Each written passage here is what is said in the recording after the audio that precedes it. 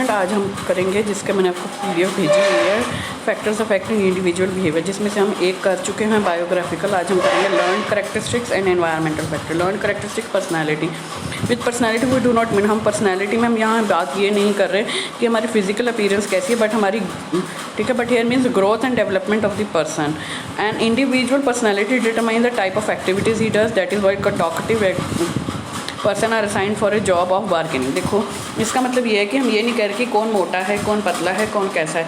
इसका मतलब ये है पर्सनैलिटी कि उसका नेचर कैसा है, मतलब कि वो ज़्यादा बोलने वाला है, कम बोलने वाला है, ज़्यादा सोचने वाला है, ज़्यादा सोच समझ के बोलने वाला है, उसी के अकॉर्डिंग उसका काम दिया जाता है। जैसे कहते हैं ना कि एक बंदा बहुत बातें करने में शेर है, ये बार्गेनिंग करवा लेगा, ये कन्विंस कर लेगा, तो वैसे काम उसको दिए जाते हैं। परसेप्शन हमारे व्यूज़ हैं किसी एक पर्टिकुलर चीज़ को लेके, ठीक है। हर एक चीज़ को लेके हर एक बंदे का सोचने का ढंग अलग है। जैसे एक ग्लास में आधा ग्लास पानी है, तो इसका मतलब कोई सोचेगा आधा ग्लास भरा है, कोई कहेगा कि आधा ग्लास खाली है। वैसे ही हम सिचुएशन को देख लेते हैं कि कोई सिचुएशन हम पे, कोई कहते नहीं इसमें भी कुछ पॉजिटिविटी होगी, कुछ कहेंगे हमारे साथ तो हमेशा ही नेगेटिव होता है। एटीट्यूड क्या होता है? आपका टेंडेंसी कि आप एक पर्टिकुलर मैनर में किस इंसान को कैसे लेते हैं। इसमें मैंने आपको एटीट्यूड बताया था ना। एटीट्यूड आपकी सोच है, आप एक पर्सन को लेकर, एक चीज़ को लेकर कैसे सोचते हो, ठीक है ना। जैसे अब एक ABC मैंने लिया था कि A और B के लिए कि दोनों का जो नॉन पर्सन है वो C है, बट A जो है वो C को किसी और तरीके से लेगा, B C को किसी और तरीके से लेगा। A के लिए वो पॉजिटिव है, B के लिए वो नेगेटिव है। वैल्यूज़ आपकी बहुत डिटरमाइन करती हैं, क्योंकि वैल्यूज़ जो हैं वो हमारे आगे का फ्यूचर डिसाइड करती हैं, बिहेवियर डिसाइड करती हैं कि आप क्या बनोगे या आप क्या हो। जैसे आपके पेरेंट्स ने आपको क्या वैल्यूज़ दी हैं, आपके टीचर्स ने, और आपने क्या लिया, आपको दी गई के साथ साथ आपने कितनी ग्रैब करी हैं फ्रेंड से, टीचर से, पेरेंट्स से, ठीक है ना। तो वो वैल्यूज़, तो लर्न कैरेक्टरिस्टिक कौन सी? पर्सनैलिटी, परसेप्शन, एटीट्यूड, वैल्यूज़, ठीक है, जो आप सीखते हो या जो आप बनते हो। एनवायरमेंटल फैक्टर, इकोनॉमिक फैक्टर्स, ठीक है। These factors include the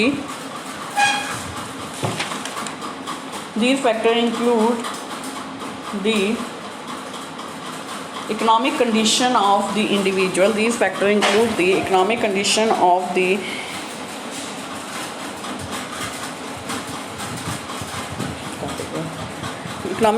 the individual, like his level of learning, type of employment, opportunities of career development in the job, financial status of the organization in which the individual is working. All these affect the behavior of an individual. मतलब कि वो क्या काम कर रहा है, किस organisation में काम कर रहा है, क्या उसके काम का क्या उसका जॉब प्रोफाइल है ना। वो उसके फैक्टर्स में से सबसे पहला फैक्टर जो है उसके बिहेवियर का, उसका, जैसे एक पर्सन है, एक इंस्टीट्यूशन है, स्कूल, एक कोई यहाँ पे पियून का काम कर रहा है, कोई टीचर का काम कर रहा है, कोई प्रिंसिपल का काम कर रहा है, तो उसकी जॉब प्रोफाइल से उसके बिहेवियर पे फ़र्क पड़ेगा। Socio culture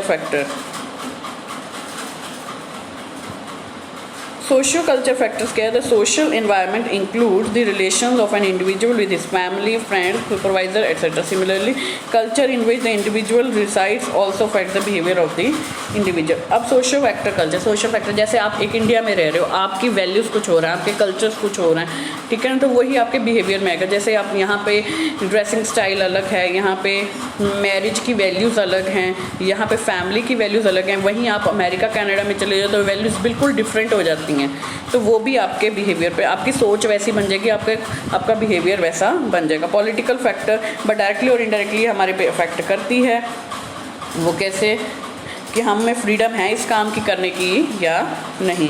third, organisational factor, leadership leader provide the guidance and direction to the employees and tries to influence their behavior. A good leader molds the behavior of his employees और followers इन दी right direction. Leader क्या होता है? जिसको सारे follow करते हैं। तो leader की ये क्वालिटी होती है कि वो अपने पर्सन्स में, अपने फॉलोअर्स में पॉजिटिविटी भरे काम को लेकर, ताकि वो अच्छे से काम कर सके, उनका बिहेवियर भी अच्छा हो सके। रिवार्ड सिस्टम तो ऑब्वियसली अफेक्ट करेगा बिहेवियर पे। अगर आपको किसी अच्छे काम का रिवार्ड मिलेगा तो आपका बिहेवियर भी उसके लिए पॉजिटिव हो जाएगा, अगर आपको नहीं मिलेगा तो आप उसके लिए नेगेटिव हो जाओगे। Organisation structure and design, these are concerned with the way in which different departments in the organization are set up. The behavior of the individual is also influenced by the position of a particular person in an organization hierarchy. वही बात है कि आप किस position पे काम कर रहे हो, ऑर्गेनाइजेशन स्ट्रक्चर क्या है, जैसे एक स्कूल है वहाँ पे आप किस जगह काम कर रहे हो, वो आपके बिहेवियर पे इफेक्ट करेगा। आपको कभी अगर आप प्रिंसिपल की पोस्ट पे हो, आपको कई बार पॉजिटिव होना पड़ता है, कई बार आपको रूड बोलना पड़ता है, कई बार आपको मीठा बोलना पड़ता है, तो ये आपकी पर्सनैलिटी पर है। यहीं से आपका बिहेवियर आपका डिफरेंट हो जाता है कि आप सिचुएशन को कैसे डील करो। तो वो कहते हैं नेचर ऑफ जॉब का इफेक्ट पड़ता है। ये वो चीज़ है कि आप जिस जॉब में काम करने लगते हो वो कहीं ना कहीं आपके ऊपर हावी हो जाता है धीरे धीरे। तो आपने कौन सी पढ़ी आज? लर्न कैरेक्टरिस्टिक, जिसमें personality, perception, attitude, values. Environmental में आपका economic factor, socio culture factor, political factor, ठीक है। और ऑर्गेनाइजेशन में leadership qualities, reward system, organisation structure. Thank you.